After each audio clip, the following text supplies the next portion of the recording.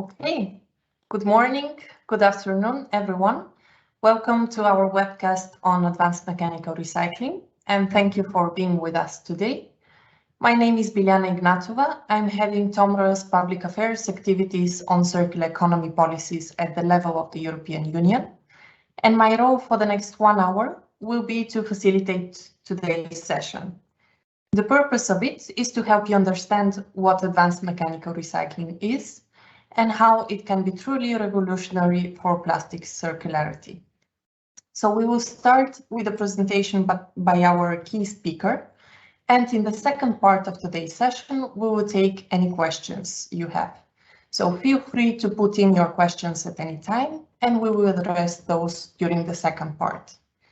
So now, without further ado, it is my pleasure to introduce our presenter for today, Mr. Jürgen Priesters, Senior Vice President, Business Development at TOMRA. Jürgen began his career in the waste and recycling business in 1989, and in 2005, he joined TOMRA, where he and his team have been responsible for the establishment and growth of circular economy treatment facilities, new segments, and applications worldwide. So Jürgen, the stage is yours. Can you tell us what advanced mechanical recycling is and what can it mean for the circularity of plastics? Yeah, thanks a lot. Good morning, everyone. Bilyana, thank you for the nice introduction. Yeah, everything about advanced mechanical recycling. So when I started my career, mechanical recycling was mainly the cold washing, a nice extruder, and squeeze the plastic to a screen in the extruder and get something out, which is a bit smelly and a bit, unpredictable color, but it had a market.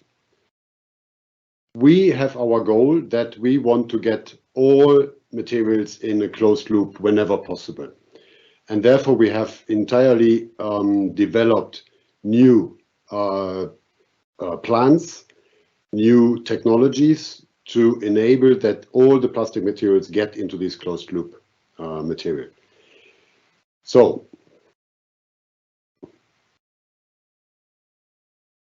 the next. We do have one example as a case study.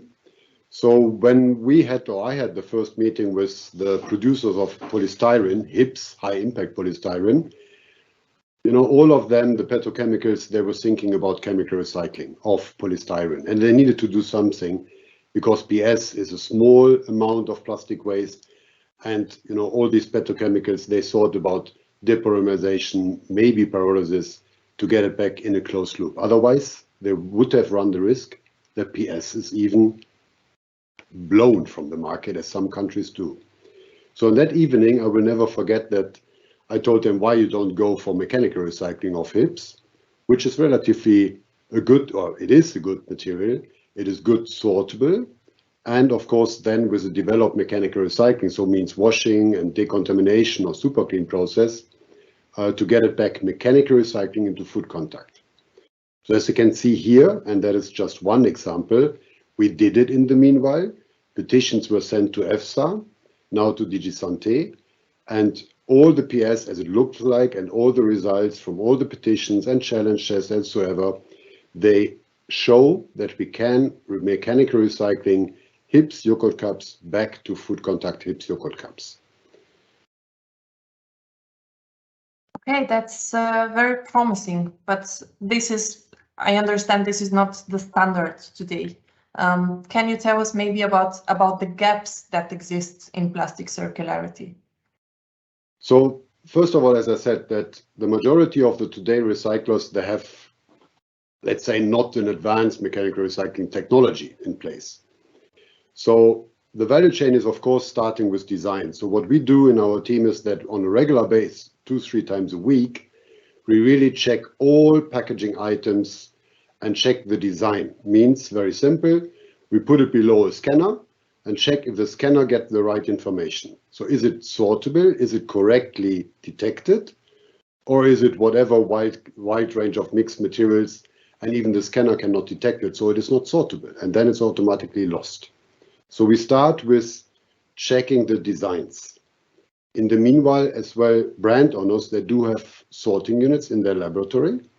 So whenever the designers, they create a new packaging item, these two, they put it below our scanner and check if the scanner is sorting this material correctly. If yes, to the market. If no, back to the designers.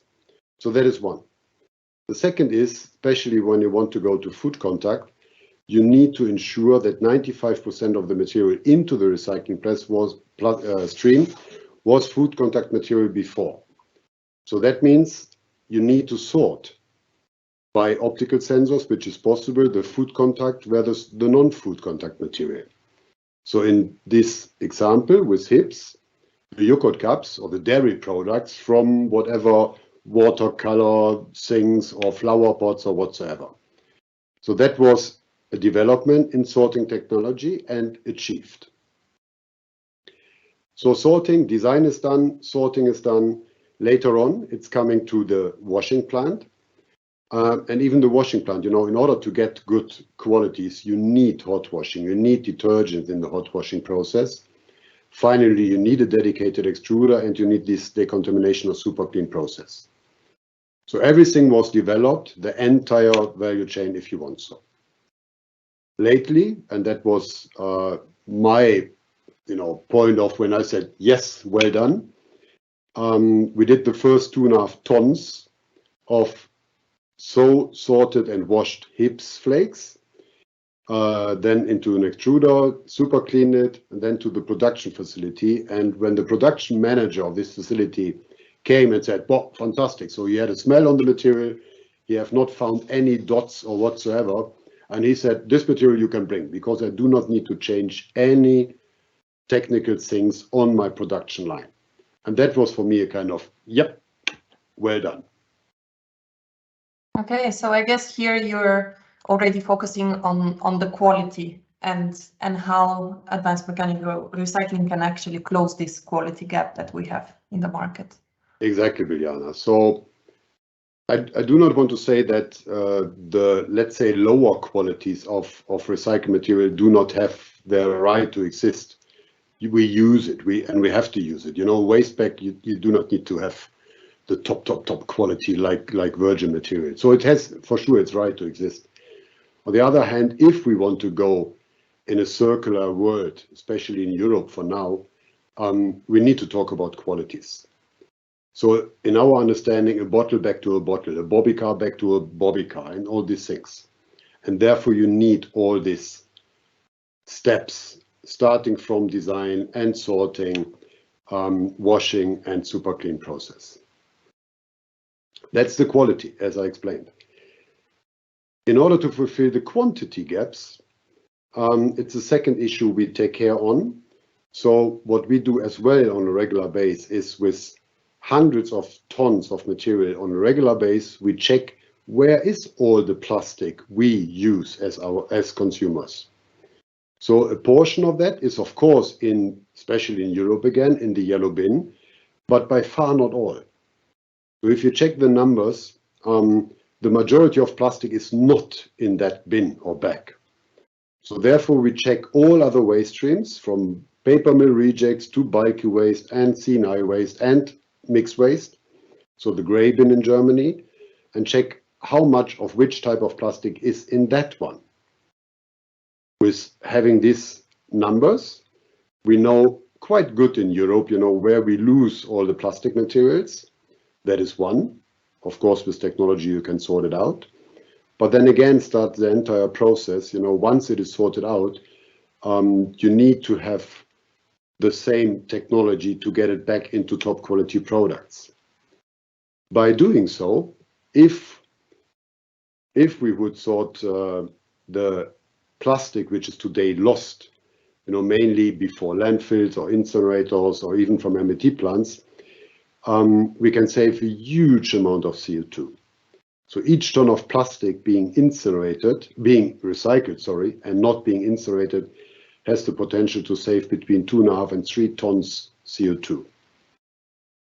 Very important. Let us focus on the quality aspect first. Maybe you talked about PS. Maybe you can cover all polymers and talk about that. Sure. PET bottles, as all of the attendees know, is worldwide recycled. Due to the huge push from brand owners a couple of years back, even in Uzbekistan or wherever in the world, PET bottle is recycled back to PET bottles. So that's a very good example that it can work. On the other hand, a PET bottle is relatively easy to recycle. It's a nice material, it's in a way inert, so hazardous substances cannot go in, and a huge portion is separate collected or even collected in a deposit system, which is a very super clean material stream. When it comes to polyethylene, polypropylene, PS, we have the same goal. So again, a shampoo bottle made out of polyethylene or polypropylene should go back to a shampoo bottle. That we do as well. So as I said before, our goal is to show and demonstrate with a anyhow 1 ton per hour line that all plastics can go that way. Polyolefins is at the moment, at least in Europe, a bit more challenging due to food contact regulations. PS may work, so we all hope that we get a positive answer or positive opinion within the next 6 months. But as well, we do all of this for PVC, for polyamide, for PMMA, for POM, for polyurethane, weak foam, and all these things. All this is, as it is written here, for rigid, again, relatively easy, and then for flexibles as well. So polypropylene flex or polyethylene flex, we have the same goal. And all of this to be demonstrated and not just, some lab scale trial. We really want to show it in large scales, which means from all the final product, a couple of dozens or hundreds of tons. Mm-hmm. And Jürgen, you mentioned this in the beginning, but how is standard mechanical recycling differing from what we now call advanced mechanical recycling?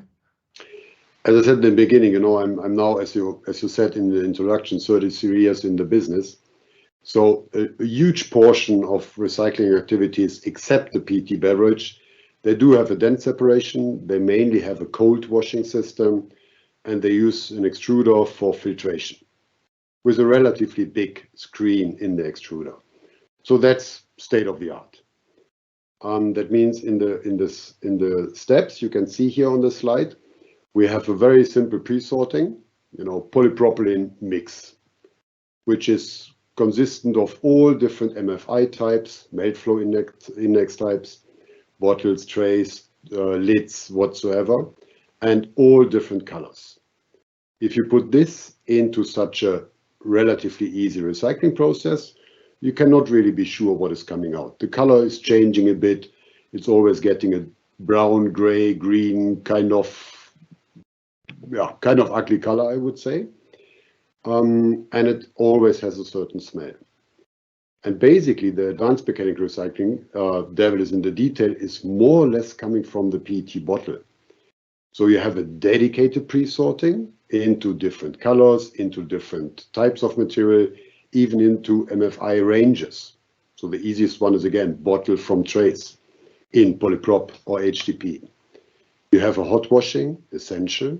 Of course, you have to have a flake sorting. You have a deodorization step and a super clean process to take substances out which maybe was in the polymer structure. So all this, as I said before, the sorting is, God thanks, for TOMRA at least, anyhow needed. So we start with sorting into polymer types. We do sort into colors. So the white one is different than the red one, easier to use. On the other hand, the red one is much more expensive if you get the right red or blue or green or whatsoever. So we do the polymer types, we sort into the different colors, and then we separate, in the example PS, food from non-food, or MFI ranges from each other. Yeah, the hot washing process is a big portion of getting the recyclates odorless, but not all, again, depending on the material type. So a good example on that one is HD or polypropylene, so the polyolefins. which were used for shampoo or for detergent, the parfum is going into the molecule structure.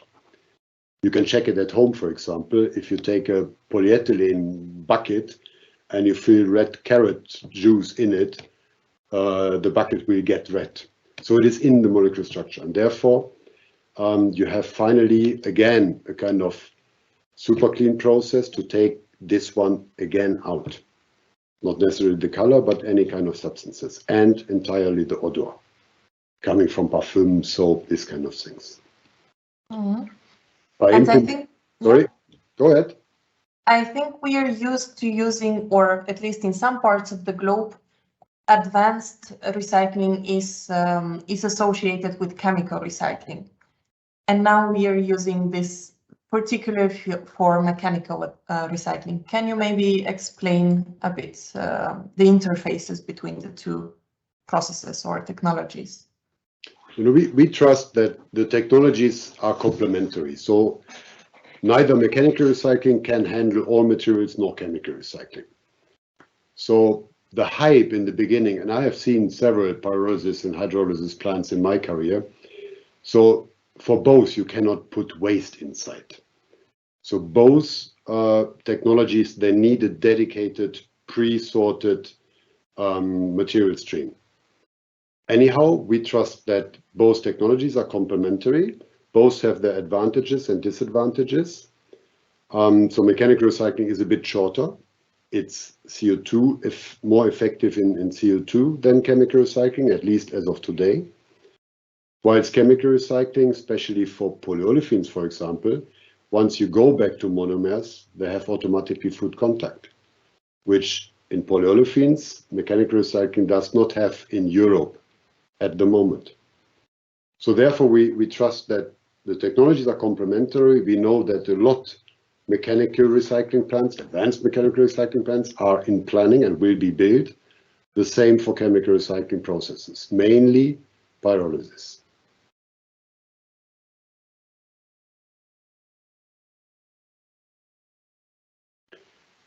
The issue we face today is that at the moment globally, you know, that is even in Europe the number, the real recycling amount of mechanical recycled polymers, plastics, is very little.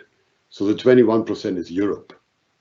Yes, we say in Europe, you know, we are the world market leader in recycling, and it's just 21%, which is really a very low number, I would say, once we have a target to be entirely circular. Here from that report from Systemic, they think that it can go, and we fully support that, it will grow up to 50-60% in the next 15-20 years to come. The demand is there, so as many of you know, that the pledges from all the converters, from the brand owners, from the petrochemicals, they are huge. All of them, they have to take recycled content. They want to take recycled content because we as customers, you know, we force them to do so. Plastic is not a bad material like you see in some newspapers or televisions. It's a fantastic material and it can be recycled, and therefore we stand and we want to do so. And I guess here we come to the question of quantity. Do we actually get hold of enough quantities? Exactly. And that is exactly the point I mentioned before, that we do all the trials and check in which waste stream we find which kind of polymer type and how much is in. So we know, for example, in Germany, because we did a lot of trials in Germany, that more than 50% of all plastic, and again, mainly packaging plastic, is in Germany burnt. So you can easily imagine that in East or South Europe, it is even more, because Germans or Norwegians or Netherlands people are relatively dedicated to put it in the right bin. Unfortunately, only 1 or 2 bins are sorted and the rest is directly landfilled or burned. So in order to fulfill the demand coming from all the pledges and the request from us, from the consumers, petrochemicals and so on, we need to get hold on polymers or valuables from other waste streams.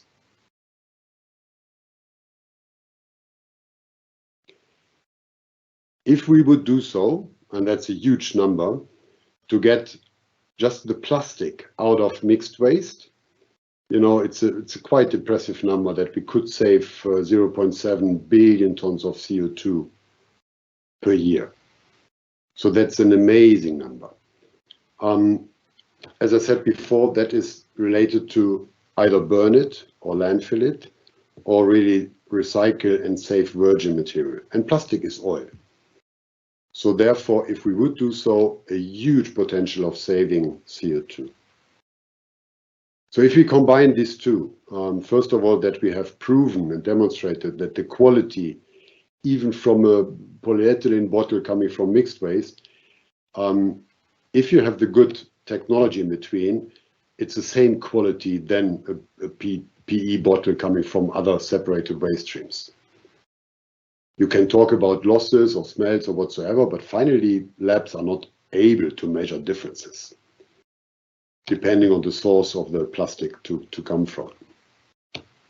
So if you combine these two, the quality with which we have demonstrated from whatever waste stream the materials come, and the huge amount which is today lost, even in Europe, you combine it, and then 1 and 1 is 2. So mixed waste sorting combined with the mechanical recycling has the potential and will close the gap in quality and in quantity we need.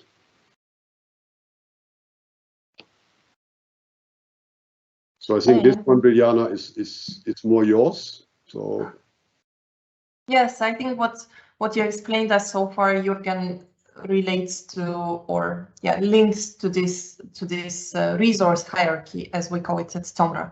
So we believe in this order of priority in the way that we manage the materials we use, so that nothing goes to waste and instead remains a resource.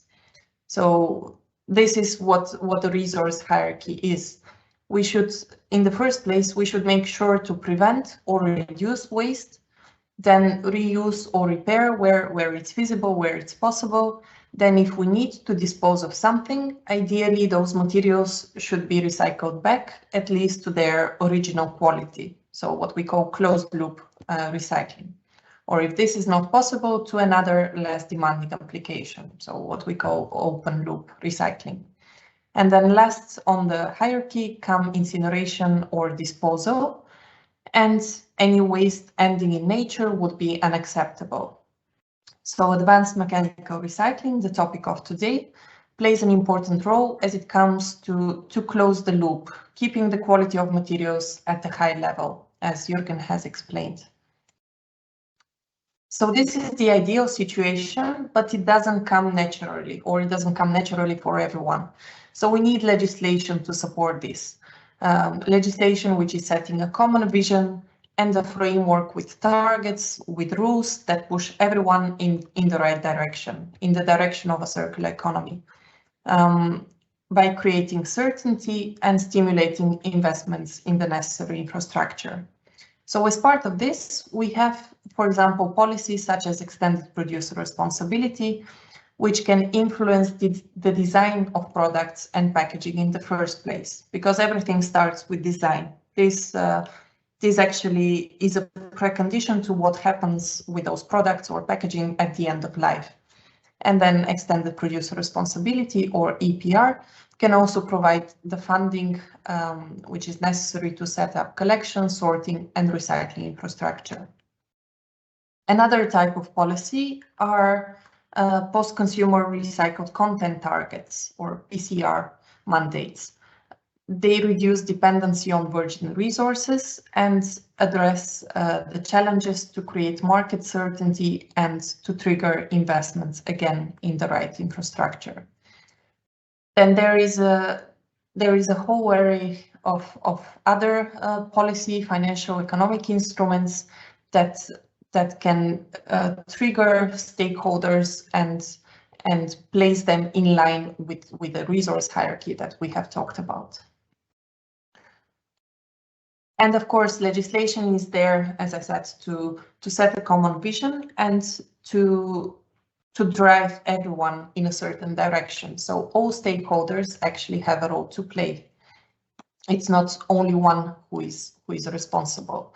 So for example, if we take the recyclers, They can prepare for the future by investing in technology that enables high-quality recyclates. With advanced mechanical recycling, as we have seen, recyclers have the opportunity to get ahead of the curve, because we know that the demand for recyclates and for high-quality recyclates will grow rapidly, as there are more jurisdictions all over the world that introduce recycled content targets. Investors can provide sustainable financing, invest in sustainable solutions in waste management infrastructure and recycling operations. The brands, where it makes sense, of course, the resource hierarchy applies to everyone. So where it makes sense, the brands should think about taking preventative measures to reduce the amount of plastic used in products and packaging. And they should design their products and their packaging with recycling in mind, and also include a portion of recycled content, because this will then boost the demand for recyclates. And by doing that, brands will support the development, again, of infrastructure and the future supply of high-quality plastic recyclates. We as consumers, everyone here is a consumer as well, next to our day jobs. So every purchase we do, every purchasing decision we take influences also what brands put on the market. Incineration, landfill operators, as Jürgen explained, there are too many valuable resources, too many plastics still ending up in mixed waste. So incineration and landfill operators can collaborate and look for opportunities to recover those plastics from mixed waste, because this can help reduce greenhouse gas emissions and also make room for additional capacity. Policymakers. As said, legislation is very important to create framework conditions with a holistic approach to the way we manage resources. So again, everyone has a role to play. If you want to learn more about this topic, or if you want to meet us in person, we will be present at the upcoming K Show, the biggest trade fair for plastics, upcoming next week, I think, in Düsseldorf in Germany. So you will be able to find TOMRA in Hall 9, stand D47. Jürgen will be there, and the whole team of colleagues will be happy to meet anyone who will be there.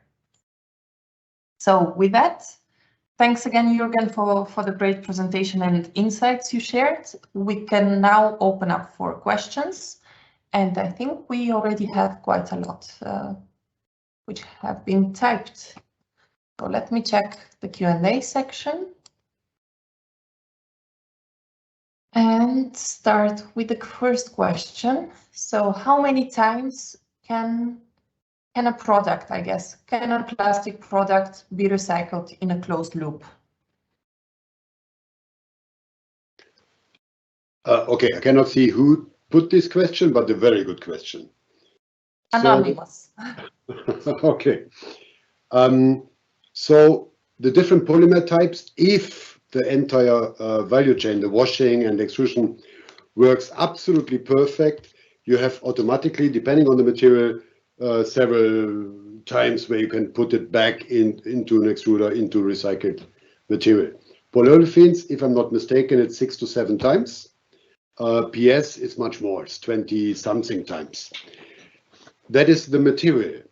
But if the sorting and the washing in between is not good, after 2 times the material gets already so dirty, you cannot recycle it again without additives and putting a lot of virgin into. A good example of that is polyethylene film. You know, a transparent polyethylene film, you can wash super clean, you can extrude it, you can use it back. But as we do have a lot already recycled polyethylene film on the market, the yellow bag, the blue bag, the black one, the multi-layer for compost and so on, which are not that perfect clean, you know, 2 loops or maybe 3 loops, and then it's end. Not because of material properties, it's just because of the process in between was so low quality focused, that is the reason and not the material as such. Yes, and I guess to that I would add that that everything starts with design. So I guess it also depends how the packaging or the plastic was designed in the first place. Yeah, partly as well, you're right. But as you know, Bilyana, we had the discussion back to the PS yogurt cup. Now, God thanks, due to DG Santé, even if you make an ABA structure and guess a second life or a second recycling loop, if the middle layer of the yogurt cup would be of bad quality. Left and right, you have top virgin material. In the middle, you have bad quality. And that's, when the second recycling circle is automatically gone, if just the middle layer is of bad quality. If even the middle layer is top recycled, fantastic, washed and ironed and cooked and whatsoever, then you can recycle it several times. And that is the problem. So the entire chain needs to fit to each other, and then we are back to material properties. So polyolefins, as I have in mind, 6-7 times. PS, as just one example, above 20 times. Okay, thank you, Jürgen. Let's go to the next question, which is exactly about PS. Is the separation of PS waste from food application and non-food conducted through a GAIN technology? It's a combination. So first of all, luckily, I would say, the majority of PS products are already used for dairy, in the dairy industry. So we have a quite huge amount of the HIPS is food contact by its nature because it's used for dairy. And the remaining, as I said, these watercolor boxes for kids, it's a white HIPS. It's exactly the same HIPS than a yogurt pot. So for these items, we use GAIN. Yeah. So an object recognition for those of you who may not know this.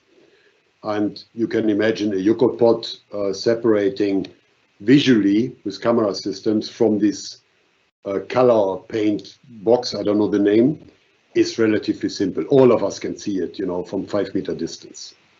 And therefore we use this object recognition in TOMRA code GAIN. Yeah. Okay. Something that I believe you mentioned earlier, at least partly.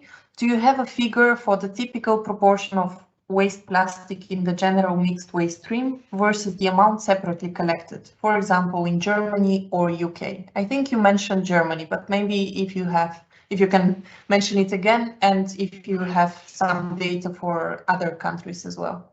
Yeah. Nicely, I would like to put two numbers. So first of all, we can talk about percentages. And then we know that in the German, back to German, UK, I need to check. In the German yellow bin, we have roughly 50% plastic, all multi-layer whatsoever. That sounds really great number, but this 50% is coming from 30 kilo per capita collected. In the mixed waste, if you calculate a bit the moisture and so on, we do talk about 12 to 15%. So it sounds less, but we collect 200 kilo per capita. So the collection is more or less 8, 9, 10 times higher from the entire waste. So that is what I said. There's even in Germany a bit more plastic in the residual waste bin or the mixed waste bin, not the residual, as you told me. So in the mixed waste, then in the separate collected stream, yellow bag. So, and that is, as I said, in Greece, for example, we find much more, as you can easily understand. And then it really depends if you talk about percentages, it sounds less, but the real number per inhabitant and year is at least on the same level. And maybe I will add a question from my side. Can you explain the reasons for that? Why do we find so much plastic waste in the mixed waste bin? Is it because it's not targeted by separate collection? Are we talking only about packaging or also other plastics? That will be a long discussion because you find, of course, non-packaging plastic in the yellow bin and in the mixed waste bin. And the same is the other way around. The majority of plastics coming from households is short lifetime products, packaging materials. In bulky waste and so on, then you find, the tubes, products which had a much longer lifetime. But in the gray bin and in the yellow bin, it's coming from households as packaging. The reason for that, I would say, it's simply lazy people. And of course, we see a difference if you go to the countryside or Berlin city center. There is a huge difference. But in general, I would say it's, we don't care, we are lazy. And that's the reason for this mixture of materials.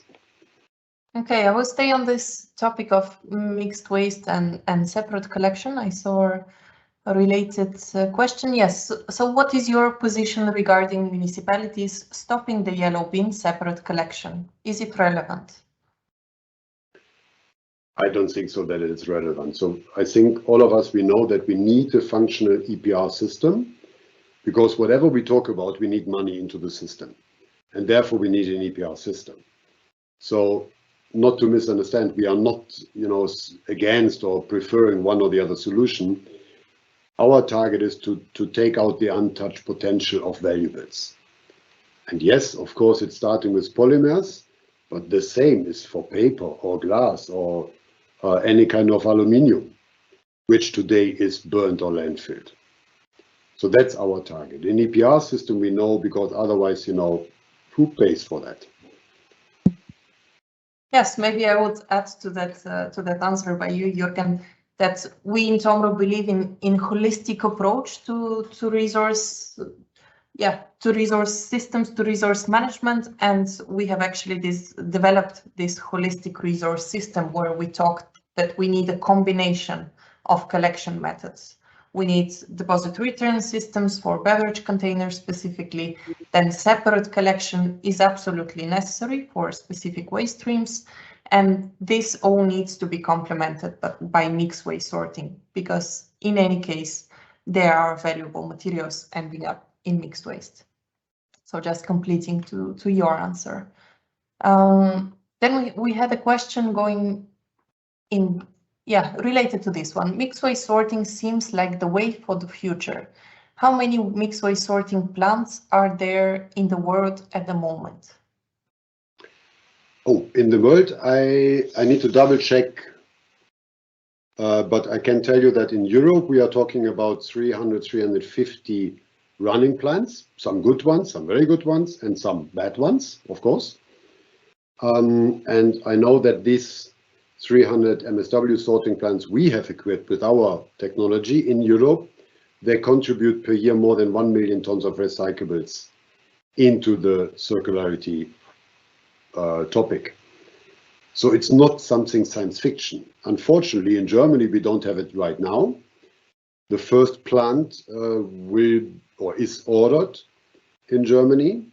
Other countries, they do it. Spain, you have it. Poland, Norway, Sweden, Netherlands. So there, from my point of view, Germany has lost the train a bit. Okay, another, technological questions. What are the technological, so not regulatory, not policy, but technological challenges for advanced mechanical recycling of polypropylene and polyethylene? So the polyolefins. Okay, as I explained, from the sorting, we can already do a lot. We can do food, non-food, we can do colors and MFI ranges and all these things, which is the basic. Washing, as I said before, the devil is in the detail. So in polyolefins, you have a much bigger variety than a PET beverage. That's relatively simple. So that means you have to adapt the technology, especially for the washing technology, because you have these polypropylene cups with a huge and massive cardboard layer around, and people again are too lazy to remove it. So you have a huge amount of paper fiber sludge in a washing line, for example. You have some reversed printed materials which you don't find in PET beverage. So there are some details which you really need to take care in the technology, from sorting, washing, and finally the super clean process. So that are the challenges within the technology. The last challenge is really then getting it back to food contact. UK is doing. Non-EFSA related countries, they do. Whatever amount they put back into a food contact material or item, at the moment, Europe is not officially or has not a positive opinion yet from EFSA or DG Sante to do so. Better. Yeah, we actually had a question related now to this. What recycled plastics are approved for food contact in the EU? At the moment, PET. And you know, to make it correct, nothing is approved. It's a positive opinion. So there's from EFSA, sorry. In DG Sante, in the new draft, you know, PET, you can bring back to food contact. You need to fulfill the preconditions. So 95% still have had to be food contact materials. So you cannot put whatever kind of PET back to a bottle. So the 95 is still valid, but PET with an official positive opinion you can bring back to food contact. The other materials, not yet. Yes, exactly. And to complete on that answer by you, Jürgen, we have just 2 days ago, there are new rules which have come into force on food contact materials for plastics, for recycled plastics in the EU. And according to those rules, indeed, there are already approved technologies such as the PET mechanical recycling, subject to those conditions that Jürgen mentioned, including separate collection, and everything else could be potentially approved, but it has to prove itself. So it has to undergo a very specific and long and detailed procedure to be able to prove that the resulting plastics is safe for human health, which of course is what we all want to ensure as well as consumers. Yeah. Okay, going back to, so if TOMRA sees chemical recycling as complementary to what you do, I guess, to mechanical recycling, do you also see chemical recycling counting towards recycling targets in the future? And if so, how?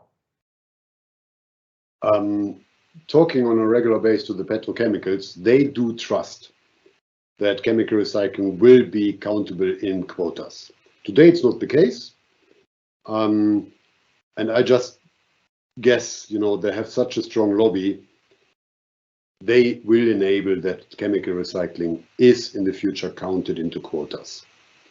How that would be done, you know, depending on the CO2, depending on the yields, which is less than in mechanical recycling, I don't know, but I really guess it will come. And I would add to that as well that we believe in the complementarity of the two technologies, and we also believe in a hierarchy between the two, which I think is undisputed and also supported by the broader industry, that mechanical should come first wherever feasible and wherever possible, and then only we should go to chemical solutions where mechanical prove to have limits. So in any policy that is being decided, what we would think is that this hierarchy needs to be embedded and respected. So that's the only comment I can make here. Yeah. Okay, finding the questions. A very specific one from someone, I guess a journalist who is very familiar with our operations. Is the TOMRA experimentations about optimization of mechanical plastic scraps recycling in Germany with Borealis and Zimmermann progressing? Yeah, that plant, with all the difficulties we had in the beginning, because we wanted, you know, German language, the eierlegende Wollmilchsau.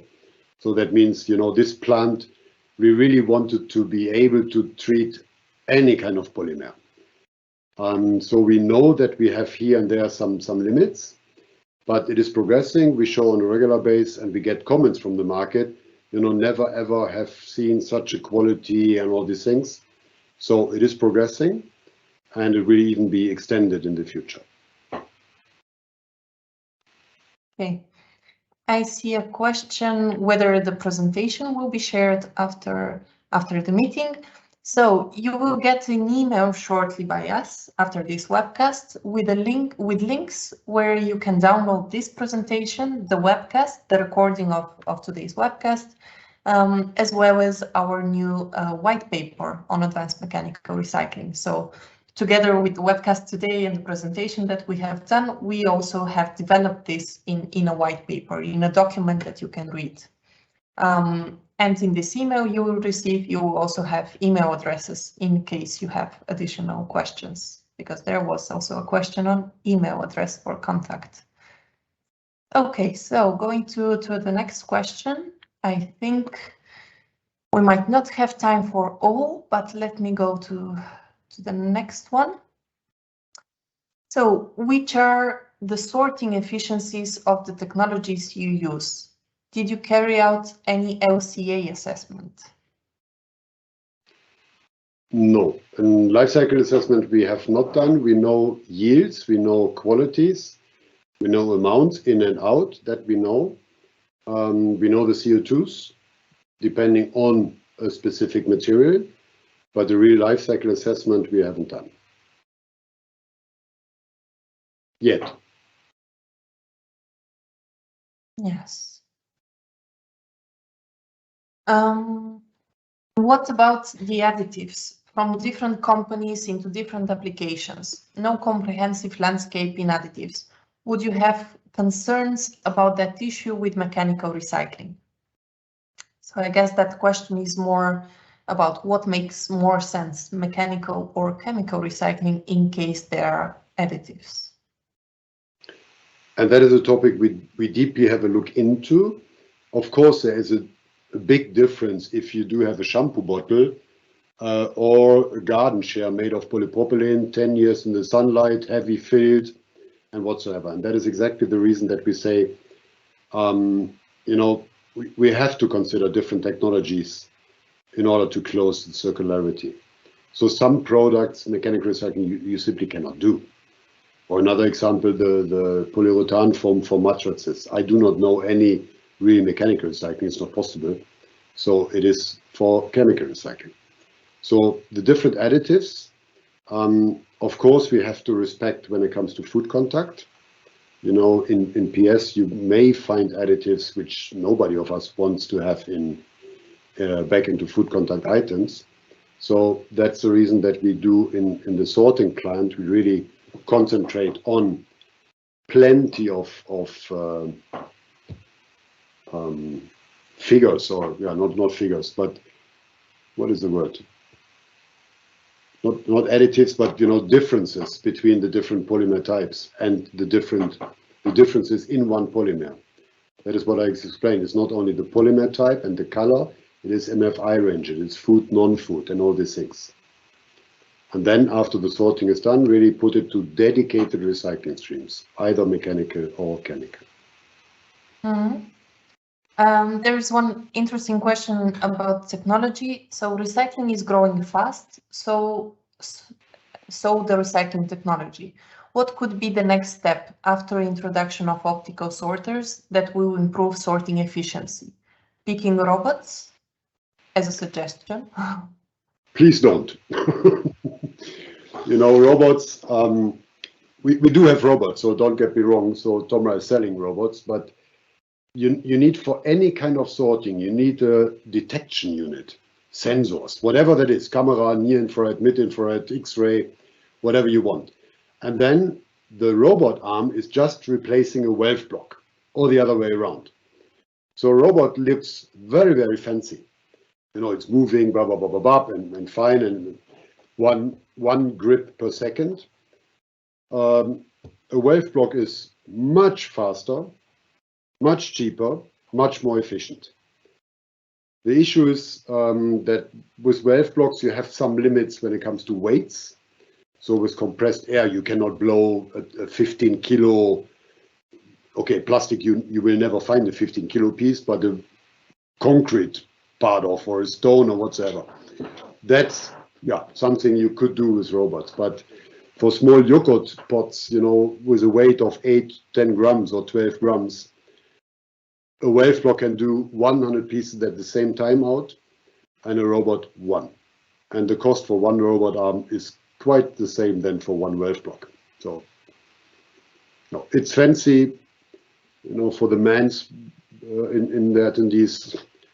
All the mans, they want to have a Makita accu driller and a high pressure water cleaner.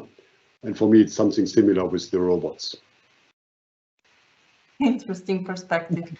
Okay, and I think anyway, what we are talking about today, this concept of advanced mechanical recycling, it's something that exists, that is quite advanced, but is not there fully covering the market yet. So there is a lot of potential of adopting already existing advanced technology before we get to the stage that we think about something completely new.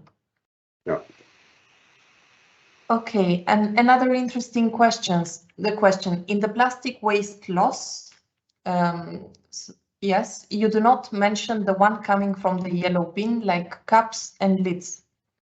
So how do you cover this in your concept of advanced sorting to capture it?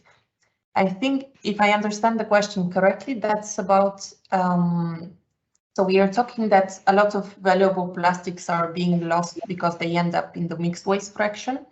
But there is also plastics which are being collected separately, but are not being recycled at the end, like cups and lids. Yeah, if this question is in regarding to fines, for example, yes, the majority of sorting plants, even for the yellow bin, they start with a screen, and they screen out fines, whatever that is, 40 millimeter, 50 millimeter. So some of the lids and cups are lost.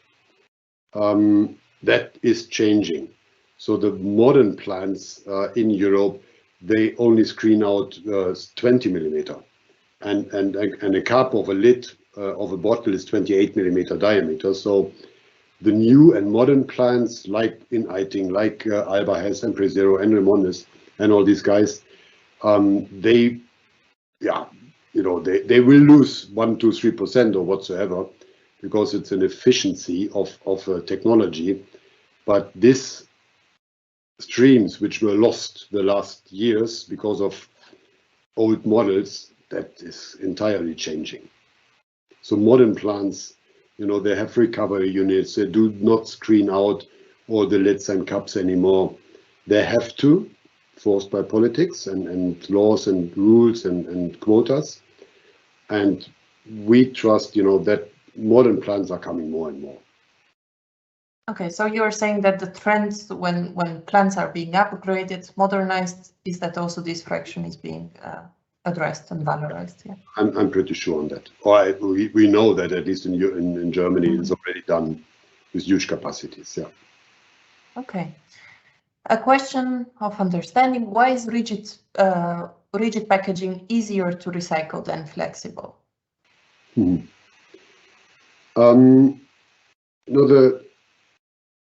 First of all, what I explain is that in flexible materials, especially in polyethylene, you have already a big portion of recycled material in.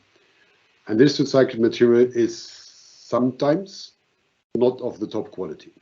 That is one.